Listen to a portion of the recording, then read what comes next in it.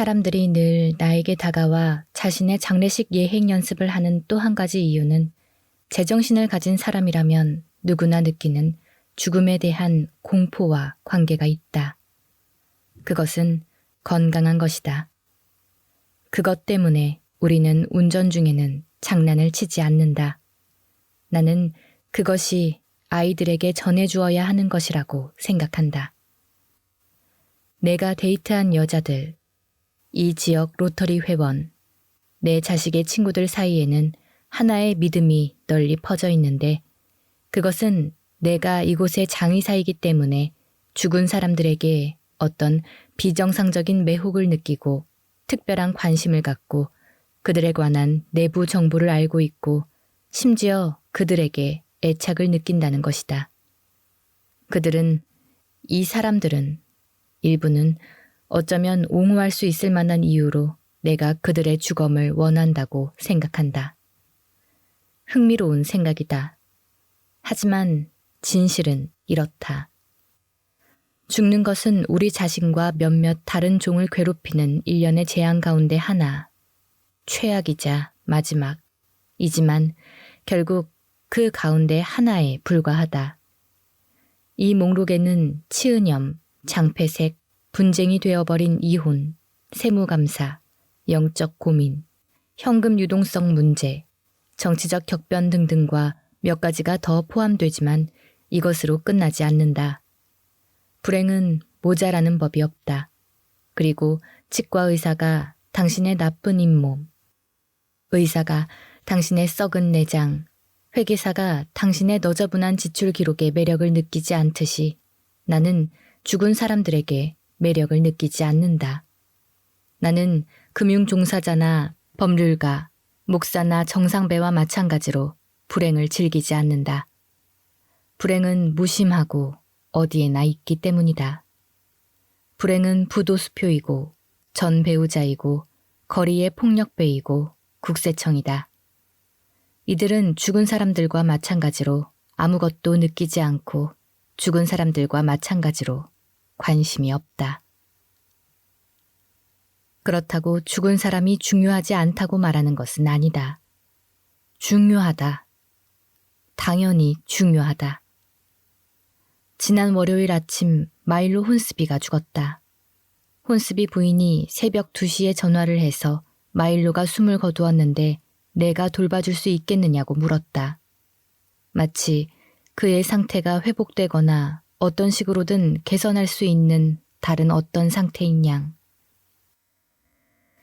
새벽 2시에 램수면으로부터 갑자기 붙들려 나온 나는 생각하고 있다. 마일로는 혼자 알아서 놀라고 하고 아침에 다시 전화해라. 하지만 마일로는 죽었다. 한순간에, 눈 깜빡할 사이에 마일로는 돌이킬 수 없이 우리가 닿을 수 없는 곳으로 혼스비 부인과 자식들 너머로 그가 소유한 세탁소의 여자들 너머로 리전홀의 전우들, 프리메이슨 집회소의 총본부장, 제1침례교회의 목사 너머로 우편 집배원, 지역구 위원회, 시의회, 상공회의소 너머로 우리 모두 그리고 우리가 마음속에 갖고 있는 그에 대한 모든 배반 또는 모든 친절 너머로 가버렸다. 마일로는 죽었다. 눈에 X가 그려지고 빛이 꺼지고 막이 내렸다. 힘도 없고 해도 끼치지 못한다. 마일로는 죽었다. 따라서 내가 새벽 이른 시간에 억지로 정신을 차리고 커피를 마시고 얼른 면도를 하고 홈버그 모자를 쓰고 두터운 외투를 입고 죽은 외건에 시동을 걸고 조금 기다리다가 프리웨이로 향하는 것은 마일로 때문이 아니다. 마일로는 이제 아무런 이유가 될 수 없다. 나는 그녀를 위해 간다. 그녀가 같은 순간, 같은 눈 깜빡할 새에 물이 얼음이 되듯 미망인 혼스비가 되었기 때문이다. 나는 그녀를 위해 간다. 그녀는 여전히 울고 관심을 가지고 기도하고 내 청구서에 돈을 지불할 수 있기 때문이다.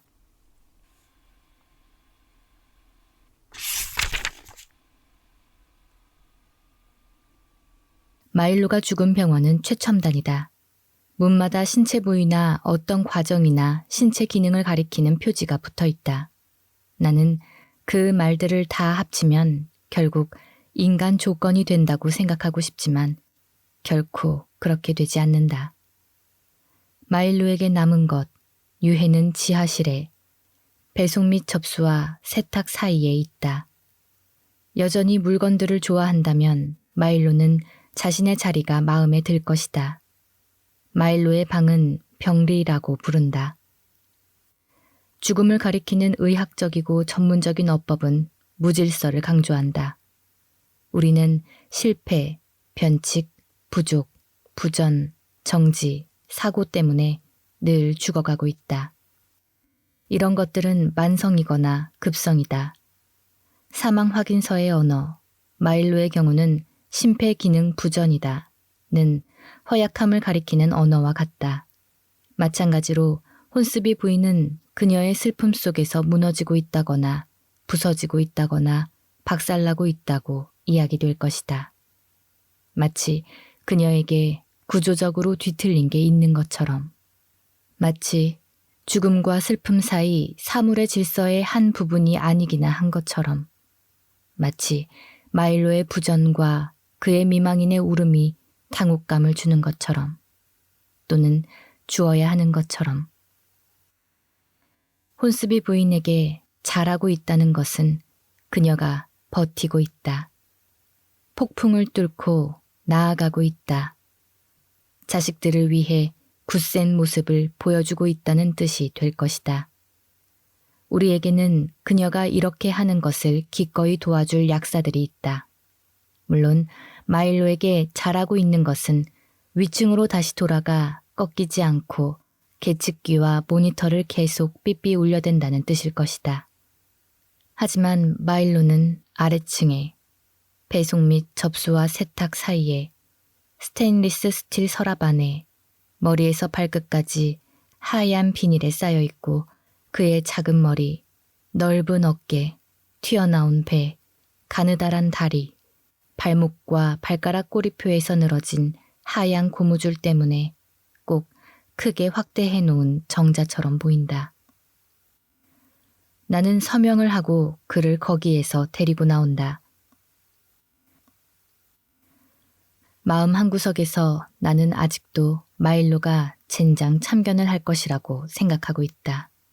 하지만 이제는 물론 우리 모두 그가 그렇지 않다는 것을 안다. 죽은 사람은 관심이 없기 때문에. 장례식장으로 와서 위층 외부인 출입 금지라고 적힌 문 뒤의 방부 처리실에서 마일로 혼스비는 형광등 불빛을 받으며 도기 탁자 위에 둥둥 떠 있는 듯하다. 비닐을 풀자 쭉 뻗은 마일로는 이제야 그 자신에 조금 더 가까워 보이기 시작한다. 눈은 크게 뜨고 입은 해 벌리고 우리의 중력으로 돌아오고 있다.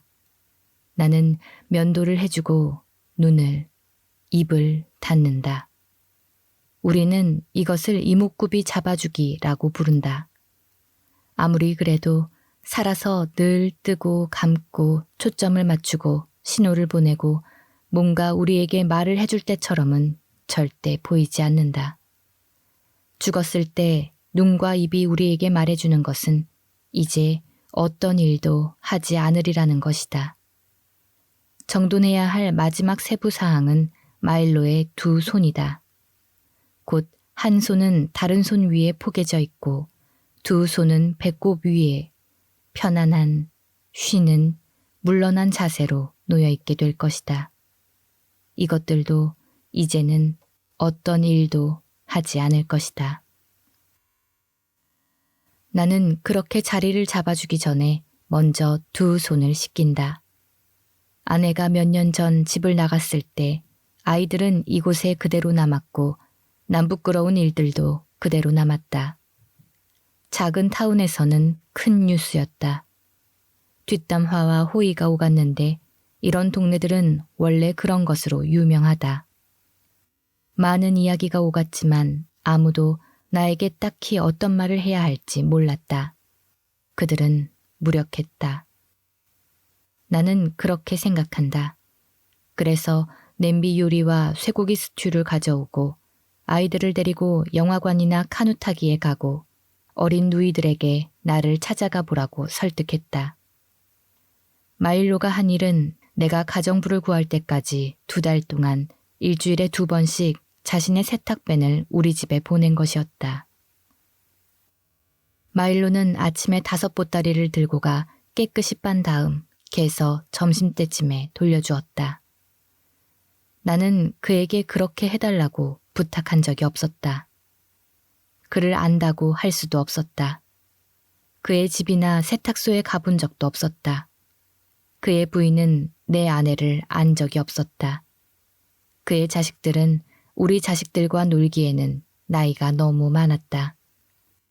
가정부를 구한 뒤 나는 마일로를 찾아가 세탁비를 냈다. 청구서에는 보따리의 개수, 세탁기와 건조기 사용 횟수, 세제, 표백제, 섬유 유연제가 꼼꼼하게 적혀 있었다. 총액은 $60였던 것 같다.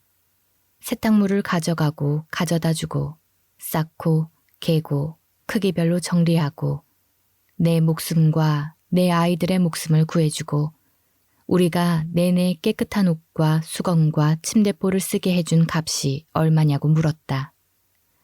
그건 됐소가 마일로의 대답이었다. 한 손이 다른 손을 씻는 거지. 나는 마일로의 왼손 위에 오른손을 얹고 또 반대로도 해본다. 그랬다가 처음으로 돌아온다. 그랬다가 이건 중요한 게 아니라고 결정을 내린다. 어느 쪽이든 한 손이 다른 손을 씻는다. 방부 처리에는 2시간 정도 걸린다. 일을 다 마쳤을 때는 날이 환하다. 매주 월요일 아침 어니스트 풀러가 사무실로 온다. 그는 한국전쟁에서 어떤 심각한 방식으로 상처를 입었다. 상처의 구체적인 내용을 동네 사람들은 모른다. 어니스트 풀러는 다리를 절지도 않고 어디가 없는 것도 아니기 때문에 모두들 그가 한국에서 뭔가를 보는 바람에 좀 단순해졌다고, 이따금씩 몹시 당황한다고 생각한다. 하루 종일 걸어 다니다가 느닷없이 발을 멈추고 쓰레기의 의미를 곰곰이 생각하고 병뚜껑과 껌 종이를 유심히 살피곤 한다. 어니스트 풀러는 신경이 곤두선 미소를 짓고 죽은 물고기를 만지듯이 악수를 한다. 그는 야구 모자를 쓰고 두꺼운 안경을 끼고 있다. 매주 일요일 밤이면 슈퍼마켓에 가서 보통 샴쌍둥이나 영화배우나 UFO가 등장하는 표지가 달린 타블로이드판 신문을 계산대 옆 판매대에서 살 수 있을 만큼 산다. 어니스트는 속독을 하고 수학을 잘하지만 그 상처 때문에 일을 한 적이 없고 얻으려고 한 적도 없다. 어니스트는 매주 월요일 아침 601파운드 남성관 밑이 빠져 추락, 심각한 상황 또는 스타들의 방부 처리 담당자 엘비스는 영원하다고 말하다 같은 표제가 달린 기사 스크랩을 나에게 가져온다. 월요일 아침에 마일로 훈스비는 죽었다. 어니스트의 스크랩은 동앵글리아 어딘가에서 나온 유골이 가득 담긴 단지와 관련된 내용이었다. 툴툴거리고 끙끙거리는 소리를 내고 가끔 휘파람을 불고 곧 말을 시작할 것으로 예상되는 단지였다. 잉글랜드의 어떤 과학자들은 이것을 이해할 수가 없었다. 그래서 몇 가지 검사를 했다. 그러나 자식 9만 달랑 남겼을 뿐 재산은 남기지 않은 유골의 미망이는 허무하게 줄어들어 버린 지극히 사랑하던 남편이 그녀에게 복권 당첨번호를 말해주려 한다고 확신하고 있다. 제키는 우리 앞길을 밝혀주고 떠나려 했을 게 분명해요. 그녀는 말한다. 그이는 그 어떤 것보다 자기 가족을 사랑했으니까. 그들 둘의 사진이 실려 있다. 미망인과 단지, 산 사람과 죽은 사람. 육신과 청동, 빅터 추금기와 빅터 추금기의 개.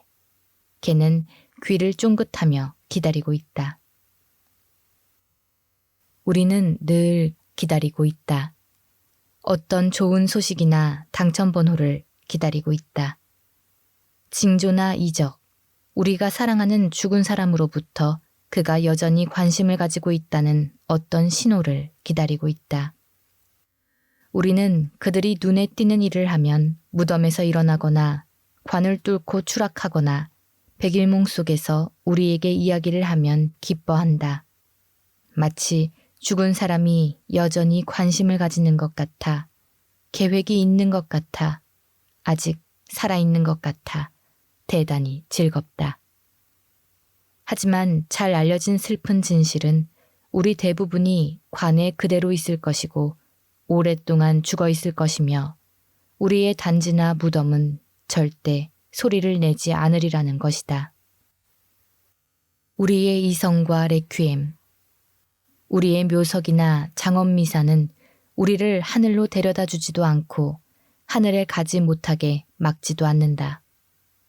우리 삶의 의미, 삶의 기억은 우리의 장례식과 마찬가지로 산 사람들에게 속한 것이다. 죽은 사람들이 지금 어떤 존재를 가지고 있든 그것은 산 사람들의 믿음에 의해서 가지게 된 것일 뿐이다. 우리는 겨울 매장을 위해 여기 무덤들에 열을 가한다. 파들어가기 전에 일종의 전의로 묘지 관리인과 그의 굴착기가 땅을 열기 전에 땅을 쥐고 있는 서리의 소나귀를 좀 느슨하게 풀려는 것이다. 우리는 수요일에 마일로를 땅에 묻었다. 우리가 거기에 떡갈나무 관 안에 서리선 바로 안에 묻은 것이 이제 마일로의 길을 중단했다는 것은 자비로운 일이다. 마일로는 그 자신의 관념이 되었다. 3인칭과 과거 시제로 영원히 고정되었다. 그의 미망인의 식욕 상실과 수면 장애가 되었다. 우리가 그를 찾는 여러 장소에서 결석자가 되었다. 우리에게서 마일로라는 습관은 사라져 그는 우리의 환각지, 우리의 다른 손을 씻기는 한 손이 되었다.